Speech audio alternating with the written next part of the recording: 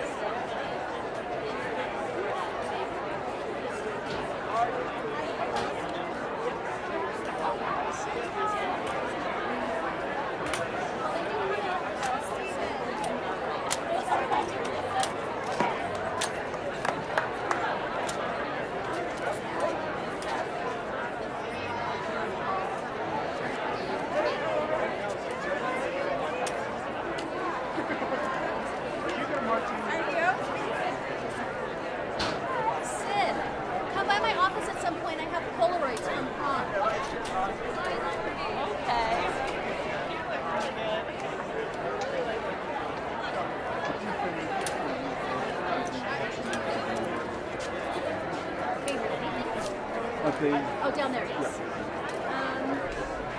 I like that.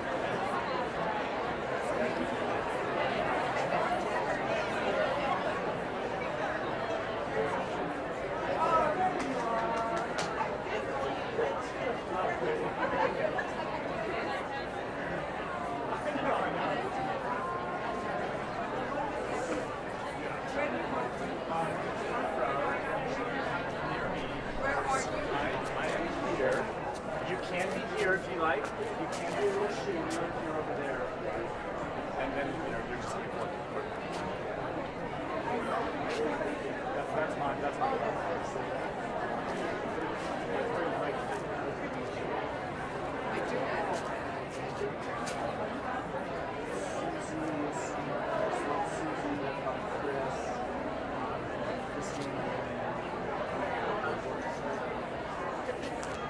Yeah, because But where's Alexander? I believe it. I only care about my own child. You know me. the speech is all about him. It's all about individual. We're about to start here. I'm going to give you an extra water bottle, too. Okay, thank you. Okay.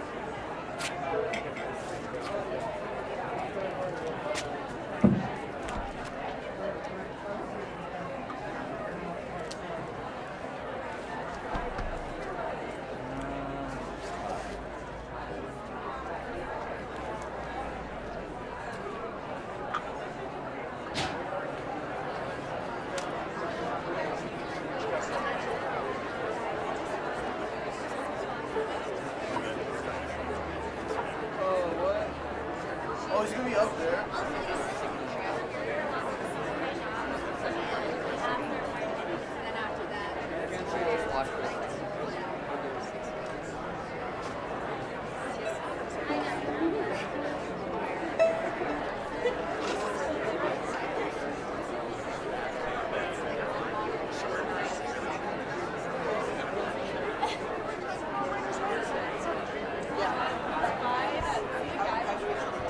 Wait, do something.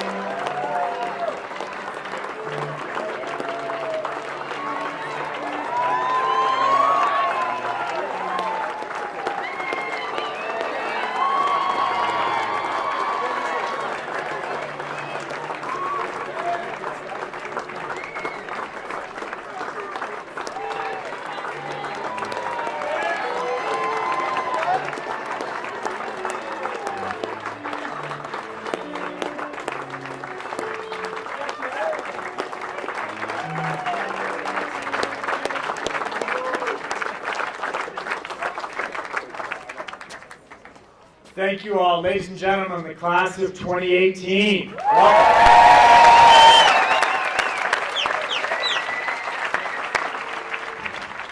So across my 19 years here, we have never clapped for our class as they've come in for the entire time. And I think we weren't sort of thinking.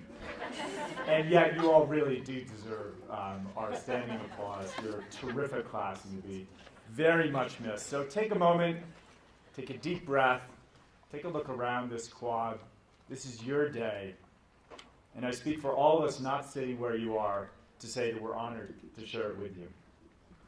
So as we begin, I'd like to recognize 4 teachers who are departing prep after at least 10 years of work here. And I'm just going to ask them to stand and we'll give a little applause after I introduce each. Talia Winokur is off to Denver with her 2 boys.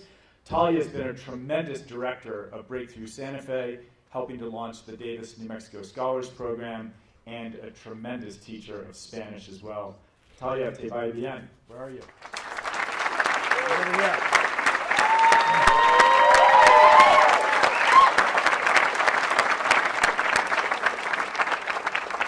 Rob Madrill joined our science department in the fall of 2013. Across the last 15 years, Rob has served as department chair, taught numerous upper school science courses, held night sky parties, and launched the fencing program at Prep. Rob, thank you. We wish you all the best in your retirement.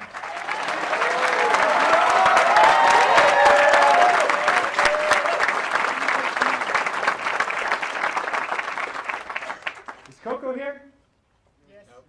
There, she's right back there. Okay. So Coco Reddy came to Prep just a year after Rob in 2004 and has taught 7th grade New Mexico history, 9th grade world history, and honors electives. She has bravely led Prep students to far distant lands, including China, Mongolia, and Cambodia, among others. She will continue that spirit of adventure as she joins a travel and educational company. Coco, thank you.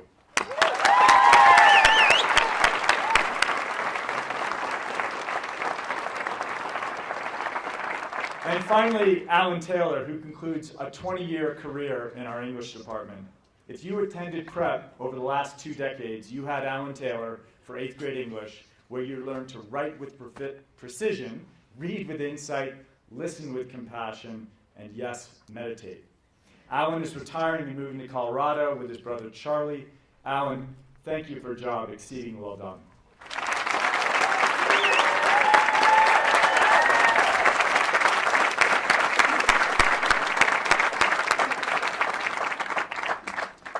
Okay, I'm going to kick off our celebration this morning with a social experiment that requires audience participation. So seniors, tune in just one last time for me, if you would. How many of you have heard one or both of your parents say, sometime across your teenage years, I just want you to be happy? Hands up. Let's be honest, okay? Okay, just keep your hands up for a sec so we can get an estimate. 50%? Does that seem fair? Looks like 50%. Okay.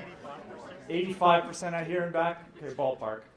Now to the audience, and I'm going to confine this question to those of us 50 years or older, okay? First of all, how many are in that category? If you don't want to self-identify, that's fine. Put your hands up if you're 50 or older. You can see it's a good number up there, right?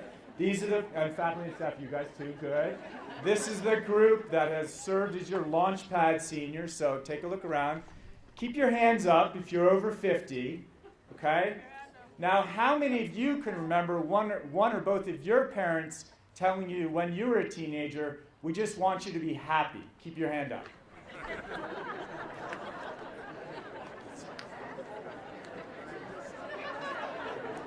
Well, you're fortunate, and you're happy, you 3. You're great. There's a few. Thanks. You can put your hands down. So, a bit of a discrepancy there. What should we make of it? Consider this. Yale University opened in 1701, 317 years ago. The most popular course in the storied history of that college was offered this semester in 2018, spring. 25% of the entire undergraduate population, 1,200 students, enrolled in Psychology 157. The title, Psychology and the Good Life. The premise, you can learn how to be happy.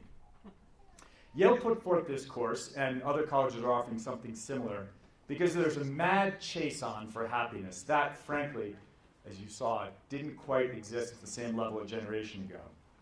A 2013 study at Yale found that half of their undergraduates sought mental health counseling during their 4 years in college. Half. That's 2,400 students.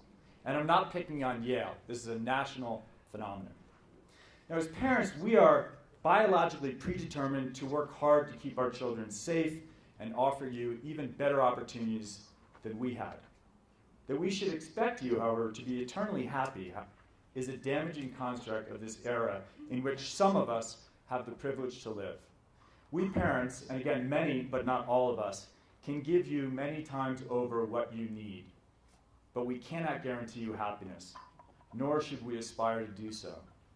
Rather, we should hope for you to be challenged, fearless, purposeful. We should wish for you to march from this quad with minds and hearts wide open to a world in dire need of your talents and commitments. Do those things, and you will, now and again, be happy. Were Elliot and Saul happy to dance the Macarena last night and have the rest of you join in? You bet. Was Haley exhilarated by her spoken word spoof? I sure was. Those are critical but fleeting moments of happiness. Chase and catch them as you can. You have been blessed with a terrific education offered in a community that is diverse and unique, stunning in its beauty, and unparalleled in our rich history. I wish for you occasional happiness as you pursue lives of lasting purpose. Thank you.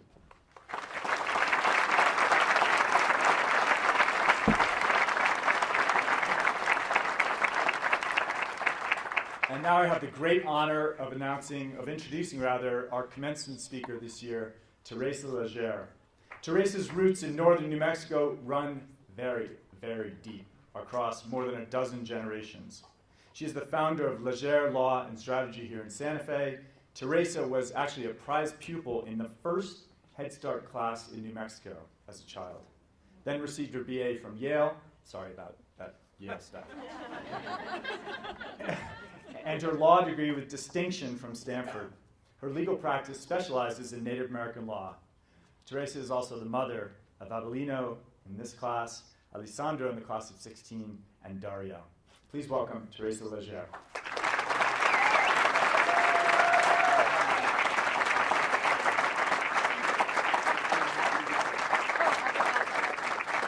Actually, I will do a hat. What a good idea. To be happy. In the shade. And in the shade. Wow. Okay, I cry a lot. My kids and my family, people I love and that love me, know that. But I'm looking at you and you're just so beautiful. I mean, surrounded by this community that absolutely loves you. And last night, you showed us that you had gratitude, that you had musicality, that you were as whimsical as Dr. Seuss. That you were ready to make change one shoeful at a time, and that you were, most importantly, better together. So, you know, I've heard that Navajos bury their babies' umbilical cords in order to tie them to their land and their people. Pilgrims to Chimayo, they carry a little bit of that holy dirt with them. Better to have the miracles. You Mexicans, anywhere we go, you know, we take our red and green chili stash.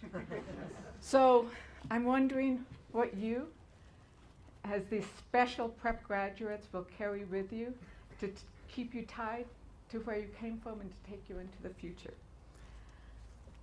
I'm hopeful that your herencia, your heritage from your time below, nestled in this beautiful mountain, will be a sense that working in community is the way you best succeed and excel, and on occasion find that happiness. Looking back at Homo sapiens, it's actually true that our evolutionary growth and strength was because we are the cooperative species. We work in cooperation. That's how our brains kind of work. That's how we sort of wiped out everybody else, right? There are a lot of other homos out there, Homo neanderthals, their brains were bigger. They liked to wear jewelry. They were actually stronger than we were. But they were not good on that community stuff like we are. So Einstein, looking forward, I mean, he exhorted us, he said, look beyond your individual self. Look beyond those few persons that you are closest to. Widen your capacity of compassion to embrace a greater universe of living creatures and the earth itself. But when we talk about this idea of community, what does that mean? A community, I think, is a living organism. It isn't monolithic, it isn't boring, it isn't the same. It's different because that's how we thrive, by these differences that we have. So it can't be, oh, they're united by a single community, purpose, vision, neighborhood, school, nation. Instead, when I think of community, I think about the time I met my first war chief. So there was a mining company, and it wanted to develop the Fence Lake coal mine. Coal mines, as some of you might know, take lots of water. So, of course, the Zunis, Apaches, Pueblos, Acamas, Lagunas, they were quite concerned that pumping so much water would deplete Zuni Salt Lake. And Zuni Salt Lake is where the Salt Mother resides. Within her sanctuary, no violence may occur. To oppose the line, I wasn't a lead lawyer on this, but I was so happy that I got to play a small part. But we invoked NEPA, and we invoked the National Historic Preservation Act. My job was to have a speech. There we go. My job was to present the testimony of several individuals, including one very small, very old war chief. So I go and ask him, I had to interview him. I had no idea what a war chief did or was. So I said, you have to prepare them for the testimony. I said, so what does a war chief do? His answer, pray. I said, oh, you pray for your people. He looked at me like I absolutely did not get what prayer meant. And he explained to me that prayer was an ever-expanding concentric circle that encompassed his village, his pueblo, his people, his state, everybody. When he testified, he actually explained that he was concerned not only for the effect of this pumping on that coal mine, but he was worried about the effect on that company. He saw the company as part of the community for whose welfare he should be concerned about, for whom he should pray. As he stepped down from the witness chair, he had this little bag, and he gave everybody a rock, a stone of salt. It was the Zuni sacred salt. He gave one to the hearing examiner, the coal mine execs, the opposing counsel. Afterwards, the attorney came up to me for the opposing counsel and said, please explain to him that I'm not a bad person. And my response was, he doesn't think you're a bad person. He wouldn't have given you that sacred salt if he thought you were a bad person. He was worried that you were going to do something bad as a company. But the fact that he gave you that sacred salt was he saw you nevertheless as part of his community. It was like, wow, that little guy, I had this teeny tiny part and I still remember that. But this concept of a fluid and ever-expanding community, I think it's captured in a certain dicho we used to say, or I've heard, or people have told me, that en Nuevo Mexico hay muchas entradas, pero los importantes son las entregas. In New Mexico, we have a lot of visitors, but the important ones are the entregas. What's an entrega? An entrega is a ritual often done at baptisms or weddings, where through song or poetry, people are welcomed into the community. I love that concept, right? That people can be welcomed into the community even if they're not actually from that community. But part of it also brings the idea that it has to come with work. When I was growing up, the worst insult you could get was que sirve de algo. And that sort of translated meant, well, he should be of some service. But it really was a demand. You need to be of service. You need to contribute in whatever way you could. So que sirve de algo. It wasn't always an insult. Sometimes it was a call to duty. So, but we can only build community if we listen to other voices. A long time ago, there was a President Clinton, but he traveled to the Grand Canyon on Earth Day and declared that quiet would be restored to that sanctuary of wonder. The FAA accomplished this by rerouting all the helicopter flights over the sacred sites of the Wallapai. So I took the tribal leaders to the West Wing, where the deputy chiefs of staff looked at the map and said, "We didn't do this, did we?" I said, "Uh-huh." "Did we mean to?" I said, "I don't think so." So we got to, bring everybody together, all these. It was actually quite wonderful. All the top people at the time were all women, the head of the FAA, the head of the Department of Justice. But anyway, the FAA person in charge had no idea that he had to listen to Native American voices, that he had to be concerned about their sanctuaries. But instead of haranguing him, those tribal leaders, they actually talked to him. And what was the most important thing is he listened. He then became our greatest champion. Our nemesis became our champion because he said, "I can speak that voice. I have that language. I will convince those around me to take your issues seriously." And you've grown up in a city, in a state, in a region where other languages are regularly spoken, whether it's Spanish from hundreds of years ago or most recent immigrants or those thousands of year-old dialects. And I think that part of your herencia, maybe without even thinking about it, is that you have grown up with the knowledge of being the other. You have that concept that you might not always be it, that you also are going to be the other. And it's all right to be in community and not of that same community. In my work, I'll spend hours and hours listening to Tera, Tira, Keres. I sit there and they talk, and I actually listen. I have no idea what they're saying, but I'll turn to each one who's talking. And at the end of it, I think I actually give better advice because I listened to something I didn't understand. So I encourage you to listen to what you can't understand. I encourage you to be comfortable in discomfort. After, I do this work with Native Americans. I also do other work, but most of my work is with Native American tribes. And after I started that, I learned that my great-great-great-grandfather or something, he was actually murdered by his fellow Spaniards because as mayordomo, he had done the right thing and ruled against the Spaniards in a land dispute with the Pecos Pueblo Indians. I'm probably descendant of both the Honorable Mayordomo, the Pecos Indians who were enslaved and intermarried with the Spaniards, and the murderers of my great-grandfather Vicente Villanueva. So we each carry within us, I think, a multiplicity of herencias and lots of community identities. Sometimes they're in conflict. Each of you has something in your own lives, your own history, your stories, your lessons, your myths, that you will struggle with reconciling. Recognizing our faults as individuals and as community, it's honest. But it's hard. It's a slog, and you're going to have to do it. And if you figure out how to do it, let me know, okay? Because I sure can't figure it out. But, I was trained in the rebellious lawyering tradition. I was very lucky. It sort of existed for a short period of time while I was at Stanford. And I hope that these few stories indicate how much fun, happiness, joy I get in working with communities that I, as a Chicana, really am not part of. I also do all that other good stuff, civil rights, social justice, finance. But I also share with you that I don't know what it means when people say, follow your passion. I didn't know that I had a passion for this. I just wanted to come home. And this was a job I got. I will say that some of you are lucky enough to have a passion. But for the rest of us, the trick is to do whatever it is you're doing. Just do it passionately.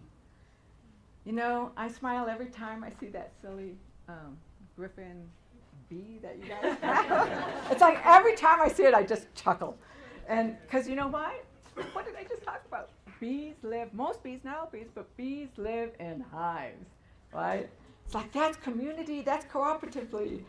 But now you did add that bees were dying at an alarming rate. So go on, get to it, get to work, fix those hives. Build some new hives, do it in community, do it again. I wish for you a life of working together, building lots of hives, protecting them, having to rebuild them, going on and doing new ones.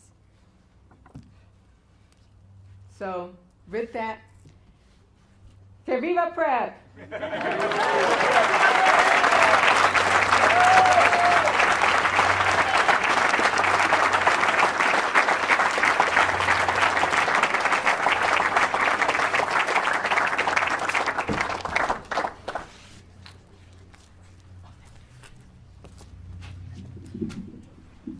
Lisa.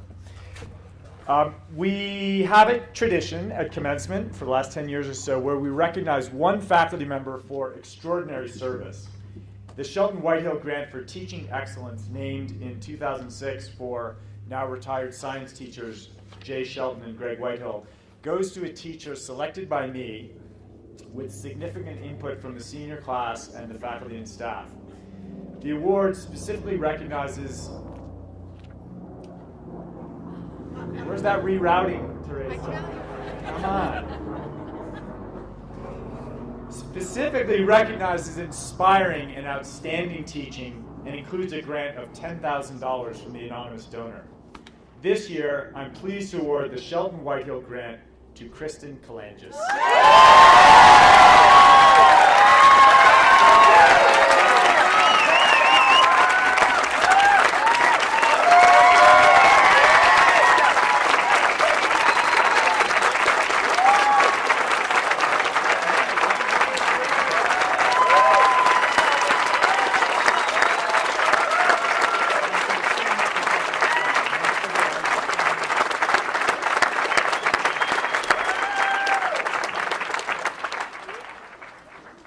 So KK has served this school across disciplines and divisions that would make most of us dizzy. She jumped into the fray as an 8th grade science teacher mid-year in 2006 when we were in a pinch. She has taught virtually all of these seniors, whether in 7th grade English, PE, or her wildly popular anthropology elective. This year, she stepped up in the second semester as interim English department chair.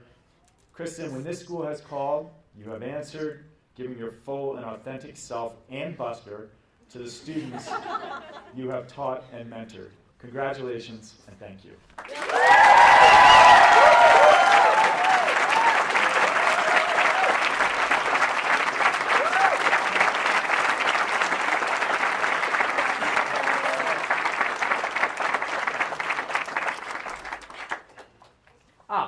Kristen will actually remain at the podium to present the Bob Kurth Humanities Award. Yeah. I might do this with tears. I guess it's normal. Wow. Oh, beautiful day. I have the incredible honor today to give the Robert W. Kurth Humanities Award, created and sponsored by the Alumni Association to honor the contributions of retired humanities instructor Robert W. Kurth, who I actually knew since the 2nd grade. The award goes to a senior who has demonstrated excellence in the humanities and who approaches life with a sense of wonder, seeking out an understanding of life's questions. The award consists of an inscribed book and a $500 contribution toward the first year's tuition at the recipient's college of choice. The recipient of this year's Robert W. Kurth Humanities Award, and who I'd like to come stand by me while I talk about this person, is Lucy Hastings.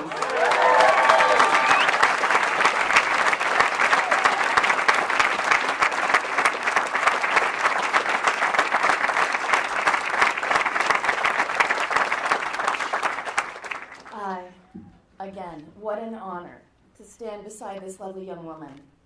The humanities are a diverse collection of academic fields that broadly explore the ways humans process and document their experiences and read their worlds. From the moment Lucy arrived at Santa Fe Prep at the beginning of her junior year, she has observed and documented the experiences of others while articulating her own with deep passion, humility, and conviction. Lucy's research and project choices in her classes not only illustrate her curious and capable intellect, but most importantly, they reveal the depth and breadth of her moral character and compass. Her research on the ever-changing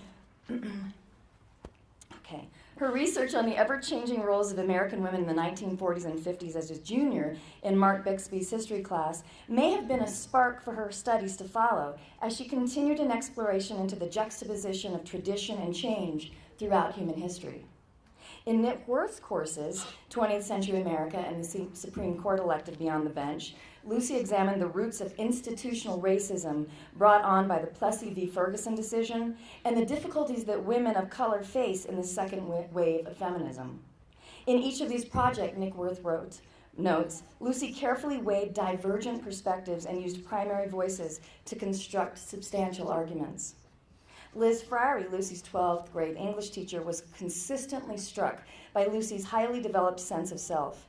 She pushed through shyness and hesitation by sharing her own experiences and ideas and listening closely to those of others. As a result, she became the catalyst behind her senior class's in-depth look at privilege beyond literary analysis and perspective. Sam Ritter, her history of religion, you see how many classes she took in the humanities, says Lucy was willing to draw upon her own past experiences in and out of religious communities to understand the nature of faith on a deep level. And in so doing, Lucy was able to use academic frameworks to guide her understanding of her own experiences, a process necessary for a thoughtful scholar of religion.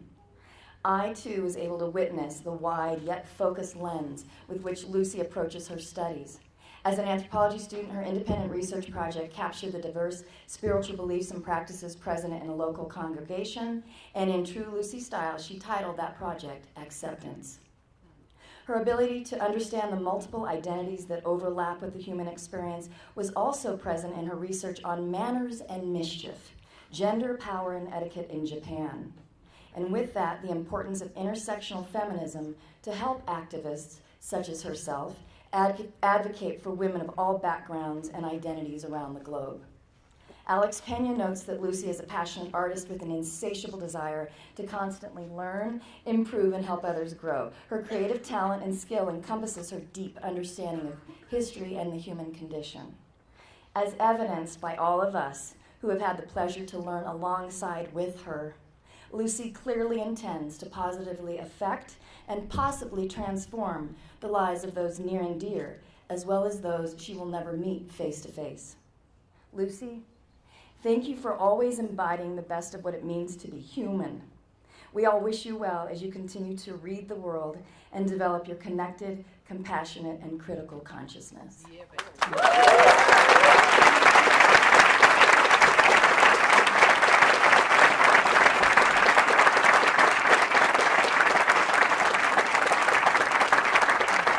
And now we have Susie Matthews presenting the Arrington Award.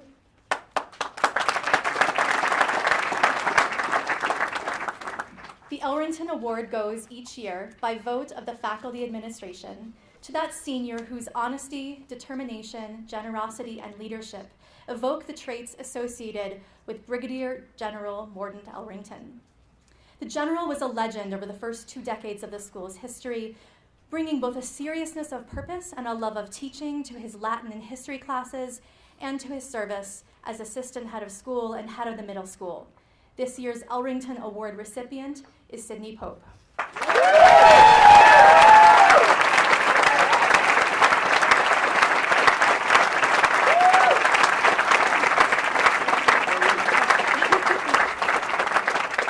Sydney's teachers describe her as a powerhouse. One said, if I missed class, Sydney could take the lead and probably do a better job. And that was in 9th grade. Another said, Sydney's honesty, open heart, and impeccable work ethic have never wavered. She is fiercely courageous and never cuts corners. She looks at complexity full on.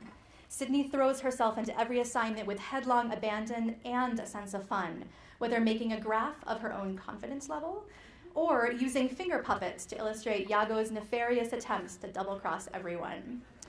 Outside of the classroom, Sydney has been a leader and an activist. Girl Up, Student Council, the recent walkout and citywide youth rally, Convergence Tap, Generation Next. And she has been a stalwart member of the swim, volleyball, and track teams for 4 years. Whether cheerfully taking trash to the dumpster the morning after homecoming or marshaling her advisory group to portray characters from Ice Age for a lip-sync contest, Sydney is equal parts intellect, joy, creativity, optimism, and inclusion. When I showed student council members next year's proposed later start time to the daily schedule, Sydney said, That's great. I've read so many studies about the benefit of that. And someone said, who does that? Sydney does that. Sydney, thank you for your many outstanding contributions to prep. You have inspired us every day. We wish you the best at Williams next year, and it is my great pleasure to present you with the 2018 Arrington Award.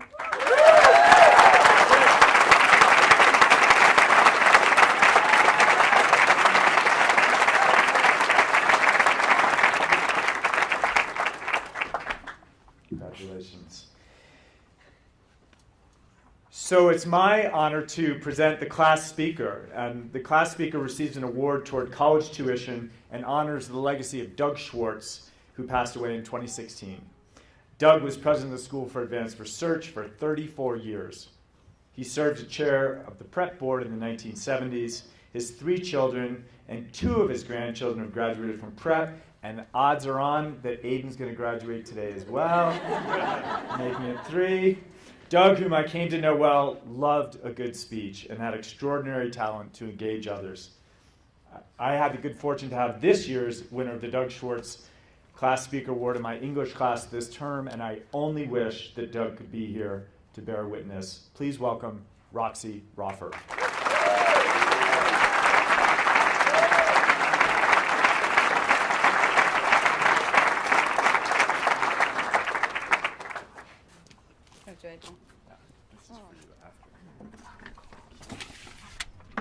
It's very bright out here, guys.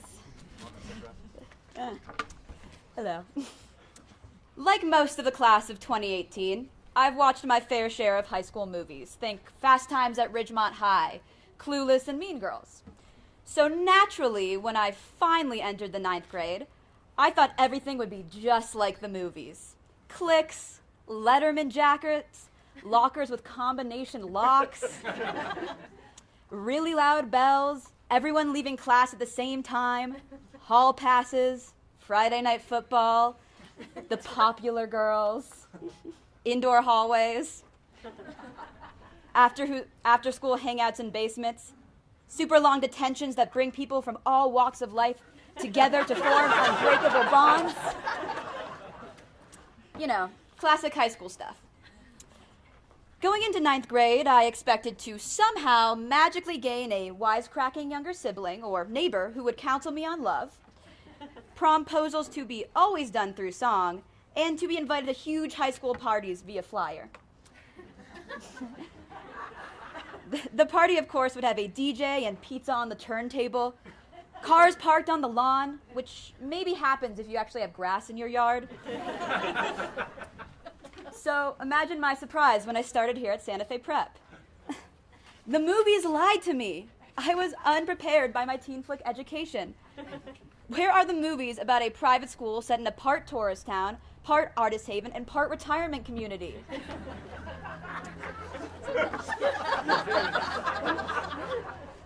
I think there's a void to be filled here.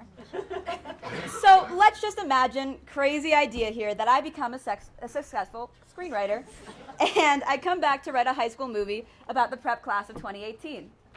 What would the name be? Pretty in Blue and White?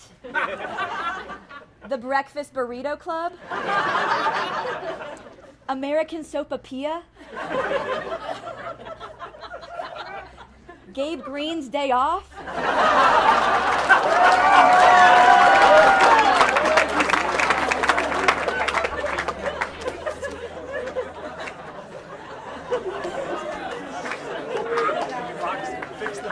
Oh, sorry. Hey guys, okay. What genre would our film be? Is it a tragedy when Saul gets yet another concussion and must respectfully bow out of lacrosse? Or when Benton breaks his arm at a speech and debate conference? What was he doing? Gesturing too hard? Maybe our class movie would be a drama about the inner workings of this year's musical. When tragedy strikes, when lead actor Nathan Hayes Rich gets a sore throat and can't speak for weeks. What will happen? Will we finally see director Brad Fairbanks have a mental breakdown? Or perhaps it's a comedy that opens with everyone rushing in the wee hours of the morning to the traditional senior sunrise hike on Sun Mountain. Only it isn't everybody in the class, The turnout only yields half of the Santa Fe Prep senior body. The hike is a lot harder than anyone expected, well, mostly me. And we have managed to choose the only cloudy day in Santa Fe of the whole year, so we don't in fact see the sunrise, just a gradual and very disappointing lighting of the sky. The feel-good message of this film would be, we don't need the sun to shine, we have each other. Oh, okay.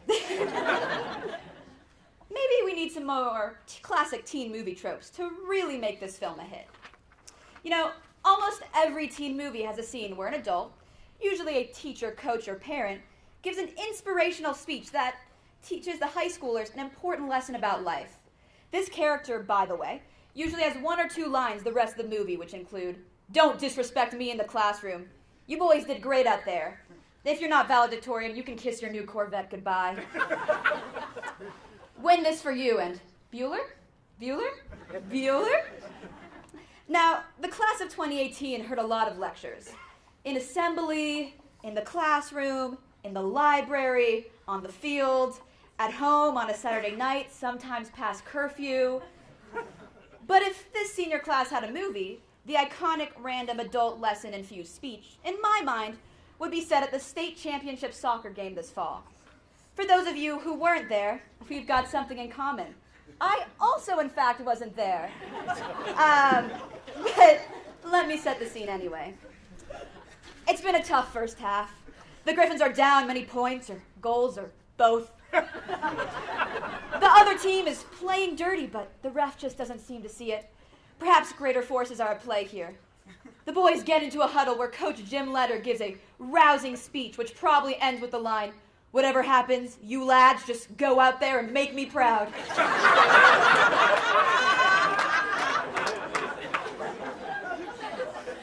Feeling motivated and energized, the Griffins jog back onto the field. But somebody's missing. The boys look around. Is it Trev? Nah, he's on the field with his game face on. Is it Elliot? Nope, you could spot his tall physique and presidential vibe from a mile away. Is it either of the Harrisons? Nope, but Harrison Trainer is really sorry he doesn't know who's missing.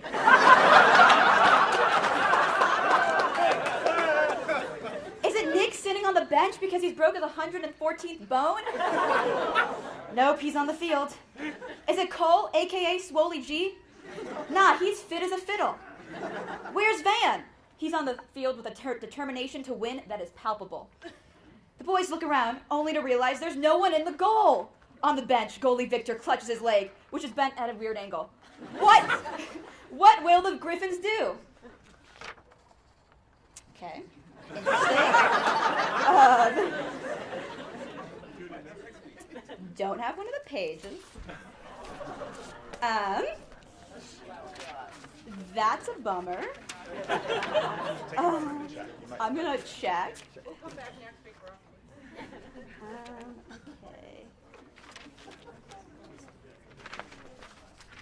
So far, not here. This is really fun.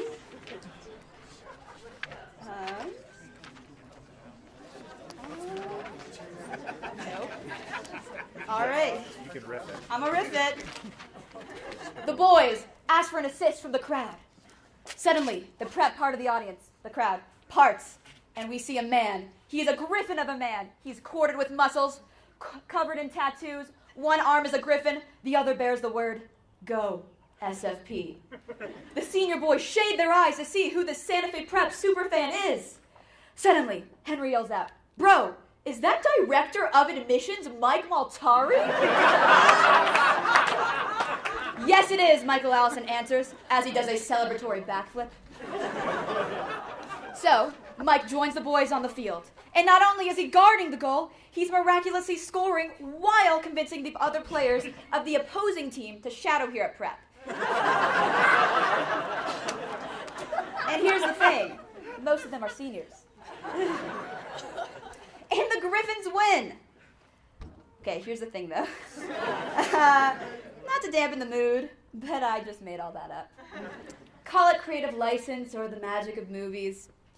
The Griffins lost, but no matter. Here at Santa Fe Prep, our seniors know it's not about winning. It's about the community. And how good you look in your soccer shorts. Guys, I know what you're thinking. This movie isn't turning out right. You were expecting more of a Breakfast Club vibe with all walks of prep life explored. And at the moment, we're creating more of a She's the Man soccer dramedy, where Mike Multari is the man. I get it. There's a little stereotype here at Santa Fe Prep that we care too much about soccer. But that's not true.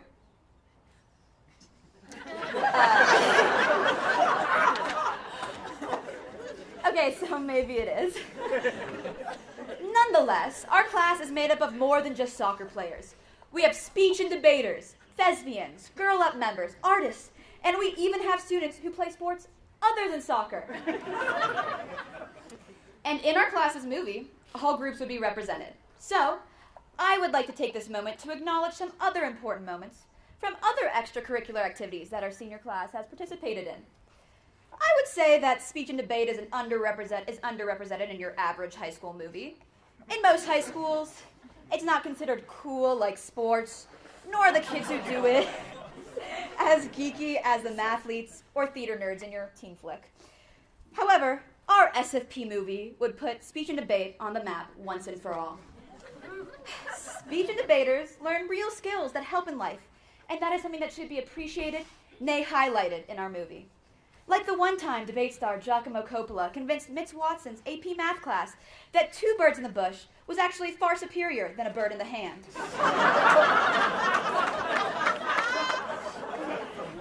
Because the birds in the bush could procreate, resulting in even more birds in the bush, which, your person in question could then sell.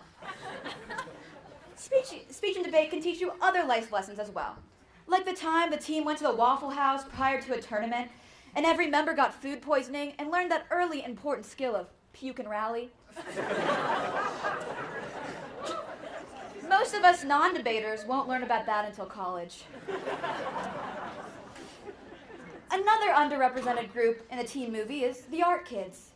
In teen movies, there are 2 basic reasons why there would be an art class scene. 1, the art room is providing a venue for 2 characters to have like a flirty paint fight, which, to my knowledge, has never happened to anyone who took painting with Alex Pena. Probably because he's very disciplined, and if it happened, he would only allow a skosh of paint to be used. The second reason to write in an art class scene is to establish a character as a social outcast who no one really sees as pretty until a popular girl gives her a makeover. I thought the outcast trope, artist trope, was interesting because the visual arts are really popular for my class. And then it hit me. The artsy kids in high school movies all dress like Santa Fe adults.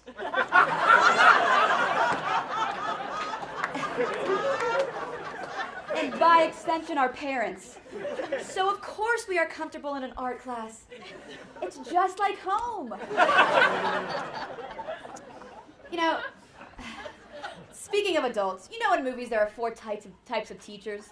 Horrible ones who have a weird vendetta against one troublemaking student. Burnout teachers who meet the one special student who gives them a reason for teaching and go on to love their jobs.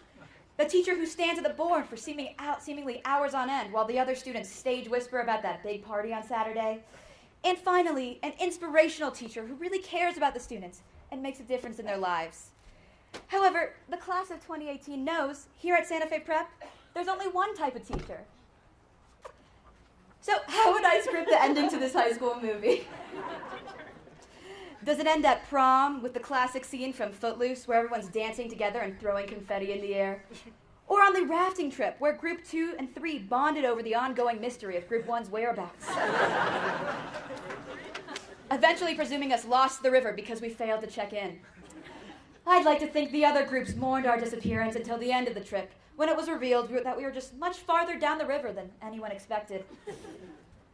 Or does it end 10 years from now, when we're all at our reunion, in the midst of our mid-20s crises, remembering how much easier Nick Worth's killer pop quizzes were, compared to our current lack of jobs and all-around listless nature? The truth is, I don't know how to put an ending to this movie, because I know that my teenage years will stay with me forever. Seriously, as much as I love a high school movie, Santa Fe Prep could never be boiled down to a formulaic teen flick. Unlike most teen movie characters, we aren't consumed with who's going to be prom king or maintaining our status at the top of the social hierarchy. we aren't cliche. After all, this is Santa Fe, and it's different here. We are talented and motivated to make a difference, and that's a 180 from the typical seniors you see in high school movies. Our boys may not have won the soccer championship, but our girls' soccer was undefeated this season.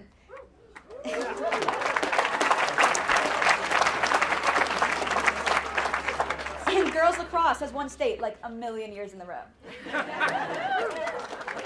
And SJ and Nathan are going to speech and debate nationals. Thespians and artists from Prep went to Dallas to show their work at the ISAS Arts Festival. And our seniors planned and marched against gun violence. Yeah.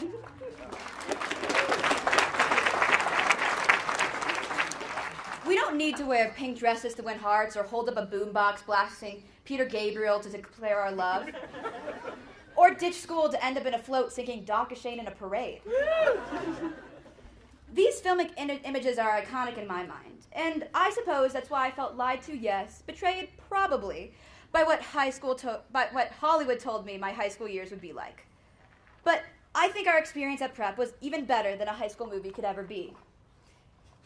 Over the years, our classes worked to build a sense of community, accepting one another for all our differences. Our teachers have nurtured our creativity and intellect, and we can all say we made lifelong friends at Prep.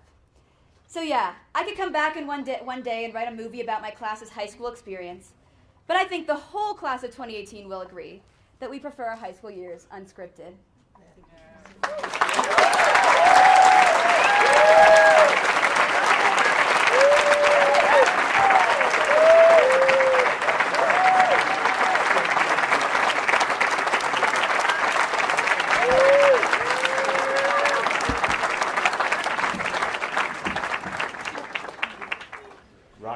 You have this campus as the set for your movie anytime you want to make it, as long as we don't cast Multari in the goalie role. Unacceptable. Can't do it. So please join me in recognizing two groups who have been critical to the success of this year's graduating class. First, a big, warm thank you to the faculty and staff who have guided, mentored, and inspired these seniors.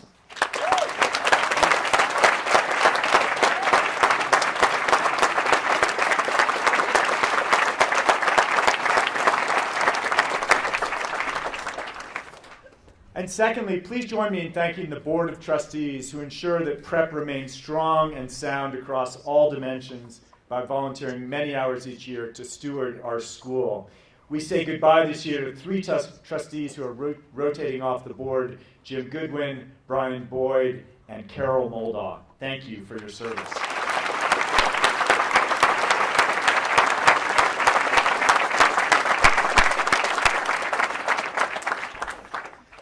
Okay, now we've reached that moment. Our board chair, Christine Lehman, will join me up here to award diplomas. We have a tradition at Prep that to recognize their service, faculty, trustees, and coaches who have a child graduating may assist in awarding the diplomas. And I'm sure every parent would love to do this, but thank you for understanding and respecting that tradition.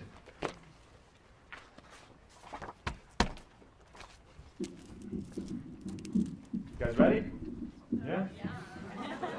Big board, you ready? Been ready since 7th grade, Jim. Born ready. It's been ready since 7th grade. We might not agree with that. You were ready in 7th grade. Michael Arden Allison.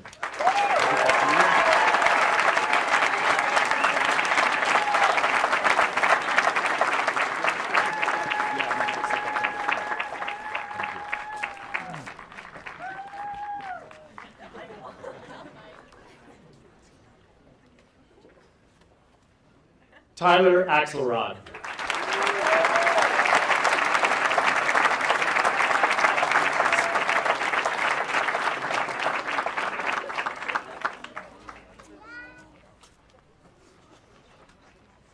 Pema Baldwin.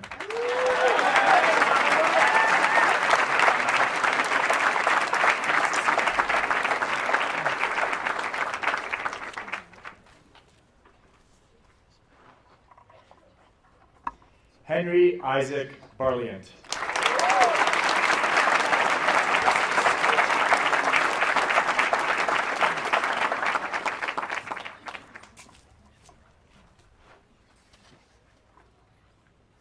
Madeline Sophie Bennett.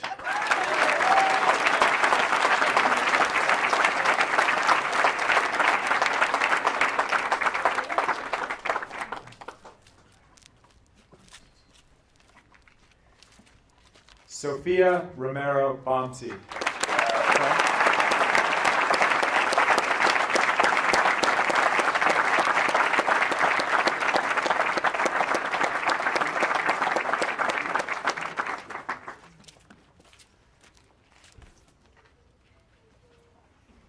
Peter Hendrick Borden.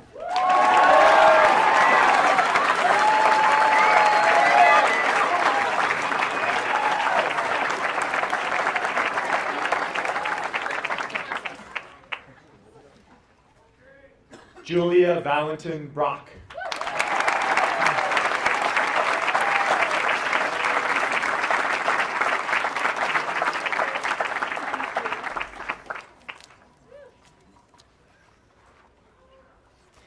Matthias Felice Ceccarelli.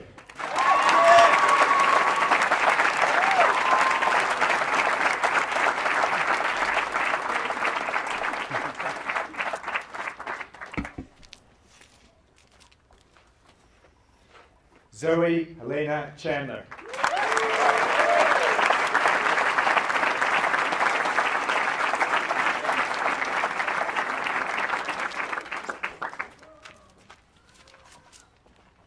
Isabella Wegner Child.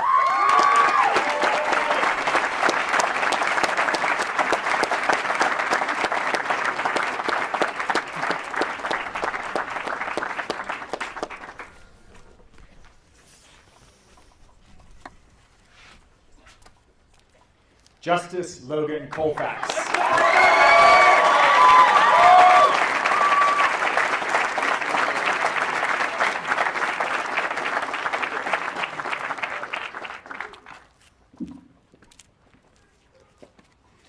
Giacomo C. Coppola.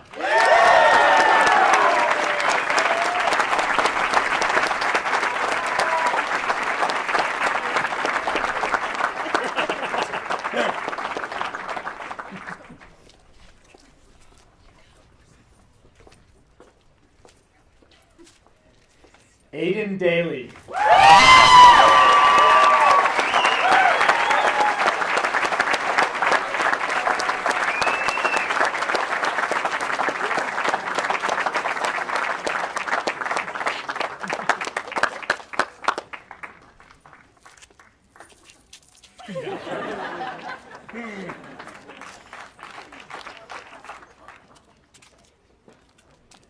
Ariana Nicole DeBevic.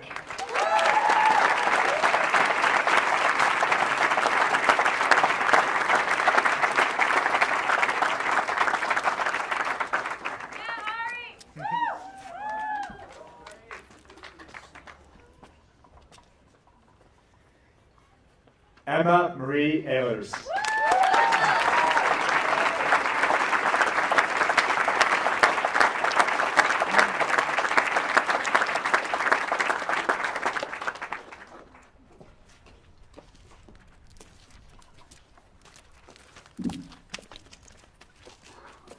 Abelino, I'm going to start again. Do the whole thing. I'm going to do it right. You watch. Abelino Amado Diego Fernandez Leger.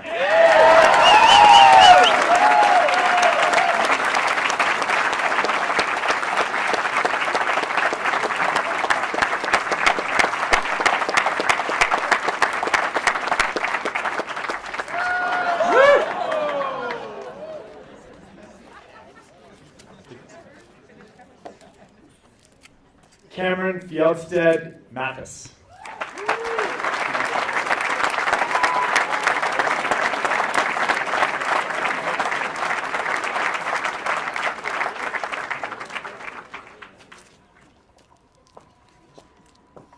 Selma Flint.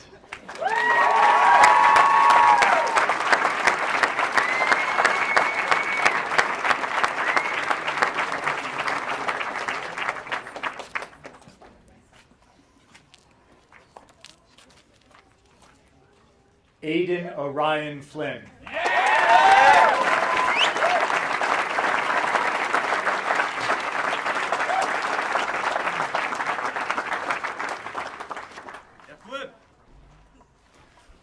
Richard Gartner.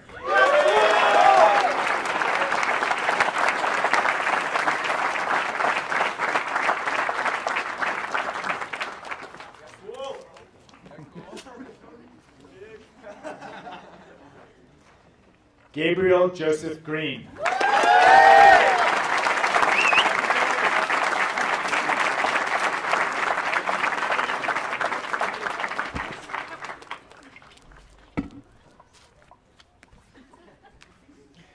Lucy Jane Hastings.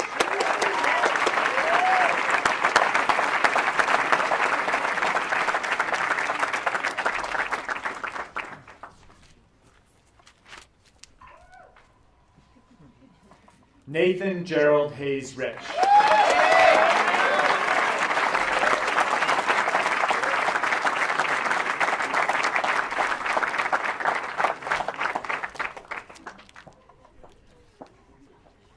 Cypress Martin Hayunga.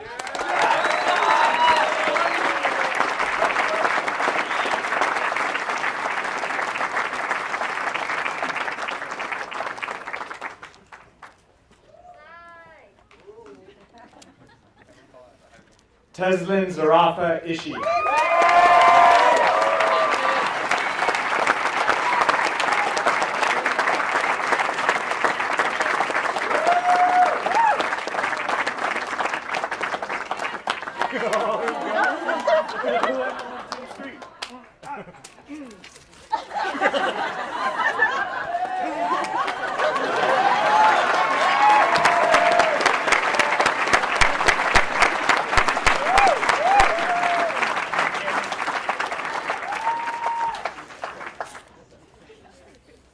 Sarbjot Zachary Jessup.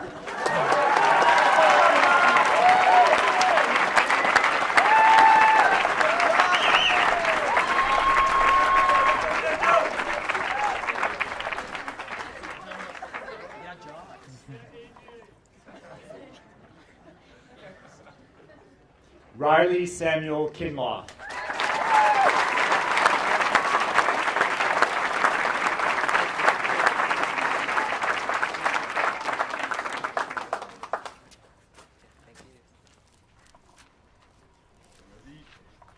Van Leeson.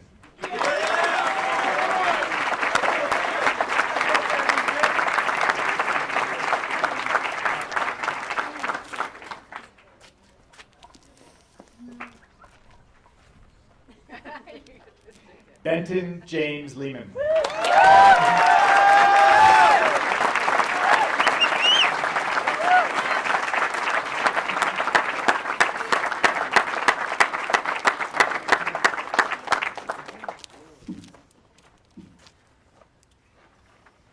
Giovanni Lozoya Acosta.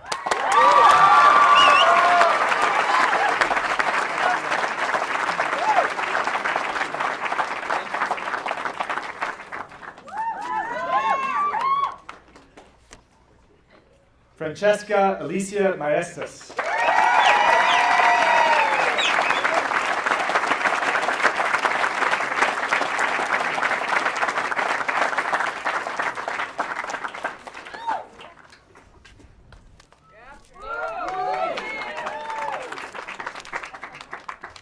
Miyuki Brianna Matthews.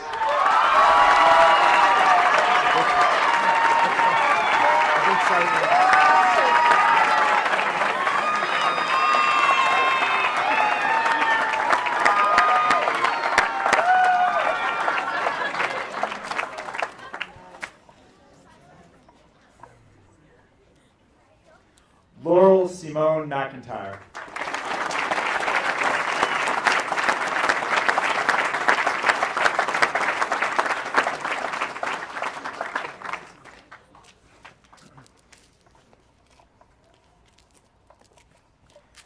Wilfredo Mendez Jr.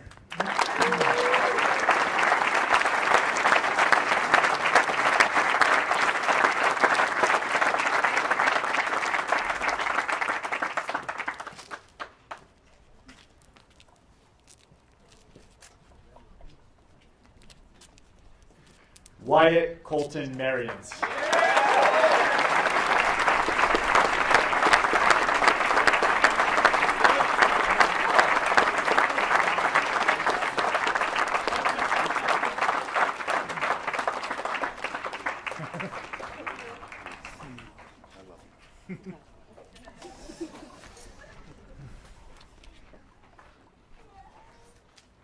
Hunter Davis Merriman.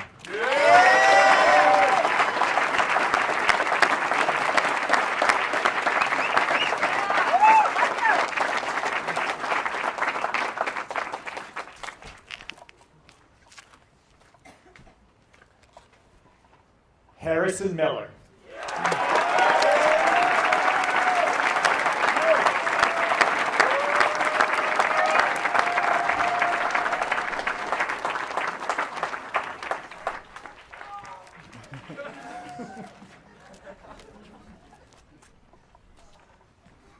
Joseph Sullivan Murray.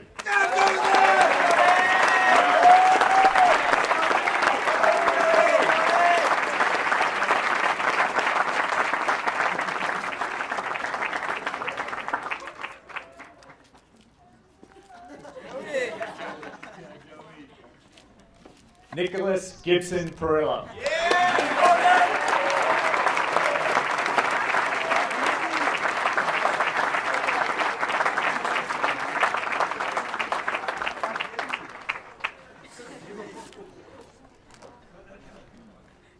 Valedictorian Sidney Goodman Pope.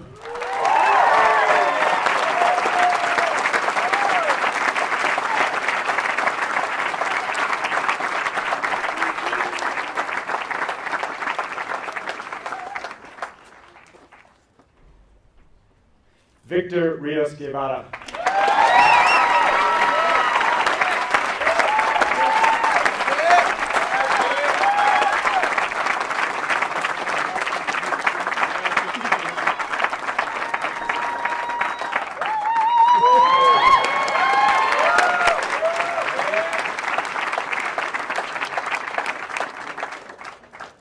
Roxanne Roffer.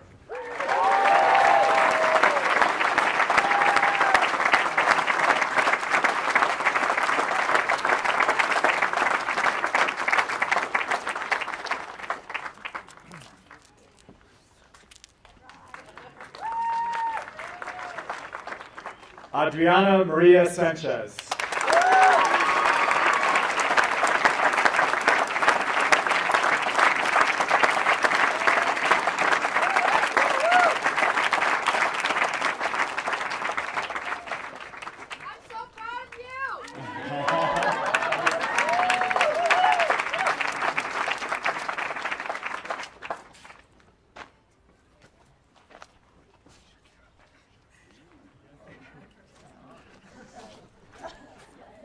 Caitlin Tier Shalira.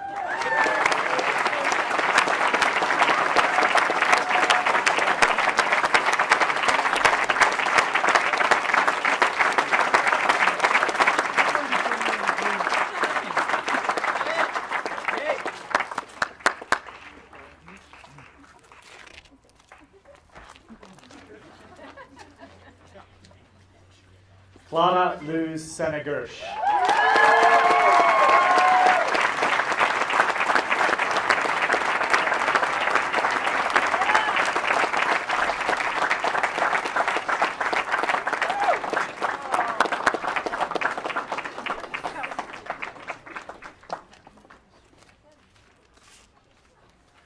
Saul Anthony Shookman.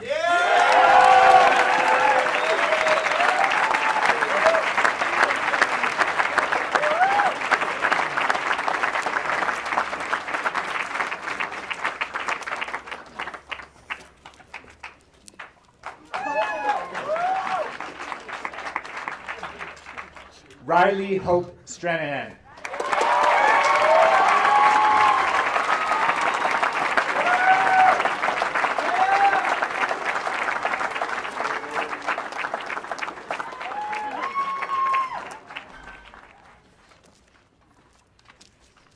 Sarah Donglian Molda Z.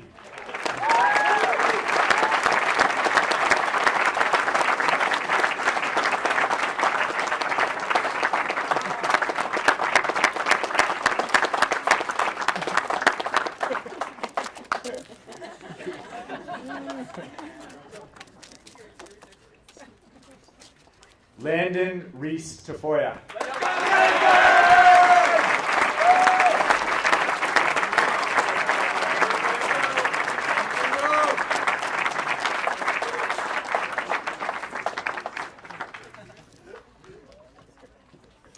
Ariane Elaine Talou.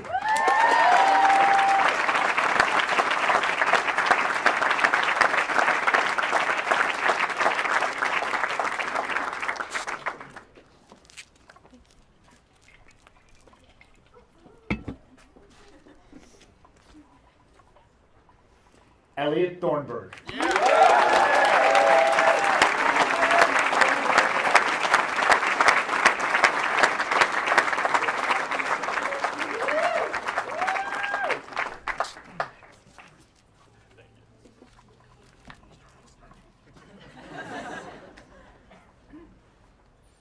Harrison Matthew Odine Trainer.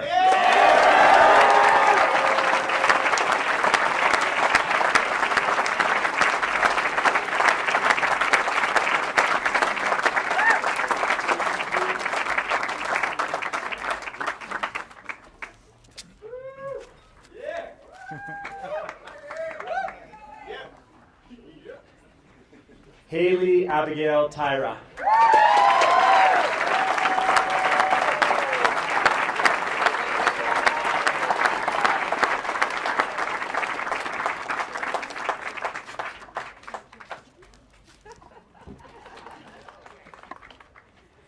Samantha Diana Wilson.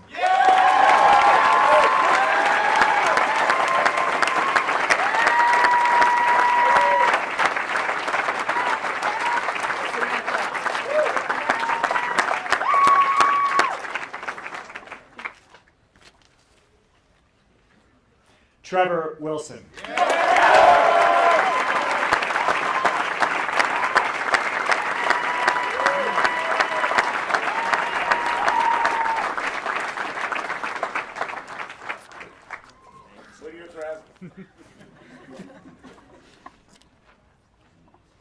Celia Mae Winston.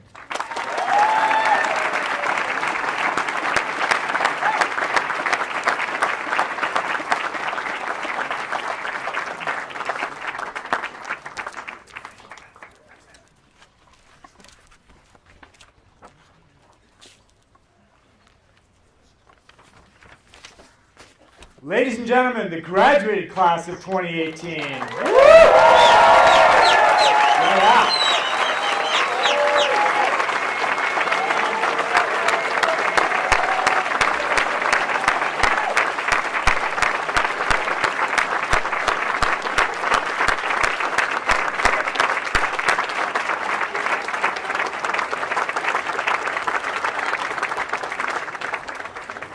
We have just a couple more pieces of short business before we disperse for the summer. First, a musical piece that Chris Ishii has put together with the Santa Fe Prep Chorale.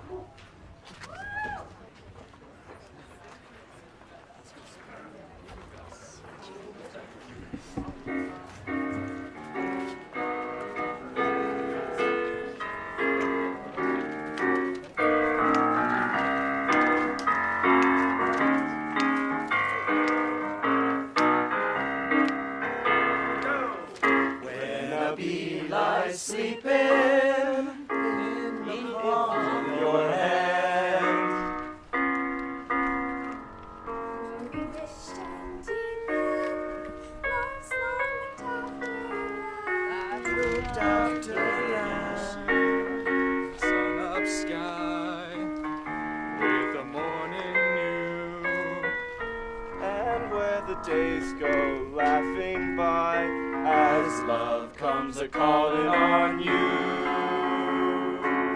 Sleep on me, don't waken, can't believe what's just past. He's mine for the taking, I'm so happy at last. Maybe I dream, but he seems sweet, golden as a crown.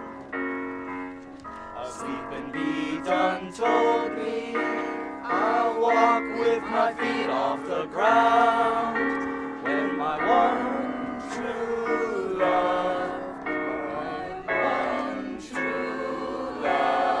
I found.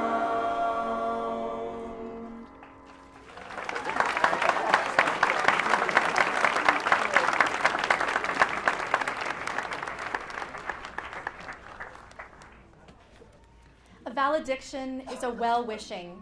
The word valediction is derived from the Latin words vale, goodbye, and dicere, to say. This year's valedictorian is Sydney Pope, who I've already talked a lot about, who took a combined 20 semesters of honors and AP courses and excelled consistently. It is my pleasure to present her with this award and a couple books, and to welcome her to the podium for a final valediction before we ring the Arrington bell to conclude this ceremony.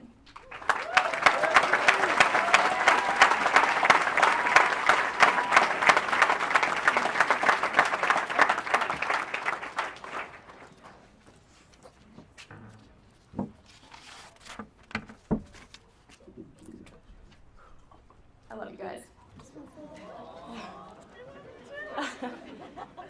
Okay. Winnie the Pooh was very astute when he said, "Sometimes the smallest things take up the most room in our heart." That is how I will remember prep, as a collective experience of small, enduring moments, the silly, the serious, the authentic, and the surprising. On behalf of the class of 2018, I would like to extend profound gratitude to our parents, families, teachers, coaches, counselors, and staff for everything you've done for us over the past 6 years, big and small. Your unfaltering guidance has brought us to a place where we can now guide ourselves and navigate this next chapter on our own. Class of 18, there is so much that I could say to you guys. You know me. My first draft of this speech was 9 pages. Yeah, this was tough. But ultimately, the core of this address came down to how we have approached the finish line. In these past few months, it dawned on many of us that today marks the day when we run out of time. We run out of time to enjoy the company of classmates who we may not have been very close with these past 6 years, but who we've started to get to know better and who have made a significant impression on us in this homestretch. It's not to say that those people changed necessarily. Rather, many of us just began to appreciate what's been here all along. Maya Angelou once wrote, "I've learned that people will forget what you said, people will forget what you did, but people will never forget how you made them feel." So even though we've run out of time, we won't forget who made us laugh until we doubled over. We won't forget the agonizing or thrilling moments shared with teammates and the classmates who challenged us to consider new perspectives. And most recently, we won't forget the surprising bonds achieved through our epic water fights on the rafting trip and the late night, remarkably candid conversations around the campfire. You learn a lot when you run out of time, especially what you might do differently. Luckily, there are new paths awaiting each of us. F. Scott Fitzgerald said, "For what it's worth, it's never too late to be whoever you want to be. There's no time limit. Start whenever you want. You can change or stay the same. There are no rules to this thing. We can make the best or the worst of it. I hope you make the best of it. I hope you see things that startle you. I hope you meet people who have a different point of view. I hope you live a life you're proud of, and if you're not, I hope you have the courage to start over again. Seniors, as we move forward, we are destined to stumble and fall, or drop the baton. But the real test of courage lies in how we get up and finish the race. Who knows, we may even go further and faster than we think. Thank you for everything, class of 18, and I wish you all the very best."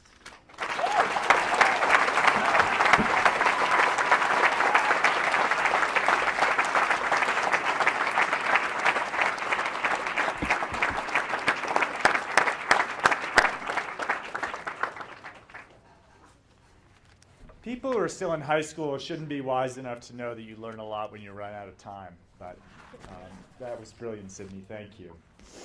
So, actually, do we have more music, Chris? No. After the Okay, good.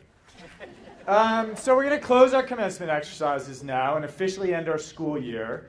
And we've asked Jordan Kinlaw, the class of 2019, to ring the Arrington bell 4 times. Following that, you are all invited to a reception in the Commons hosted by parents from the class of 2019. Yeah, wait, we're going to start again, Jordan. Ready? When I say, all right, Jordan, go!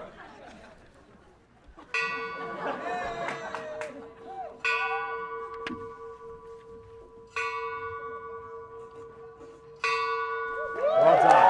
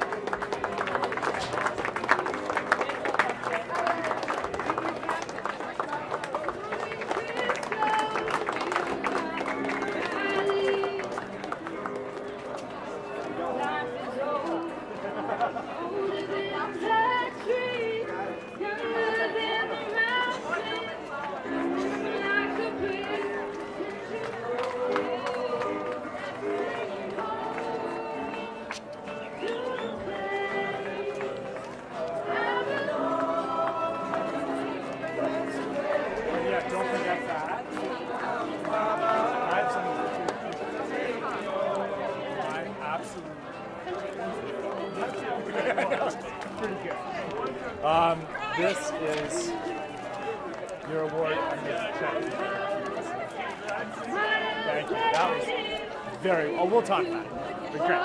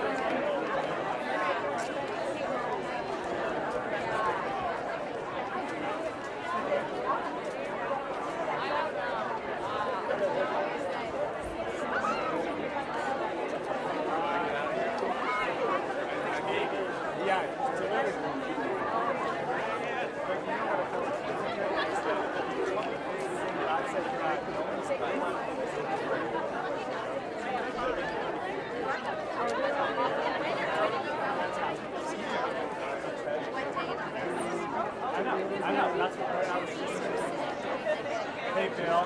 How are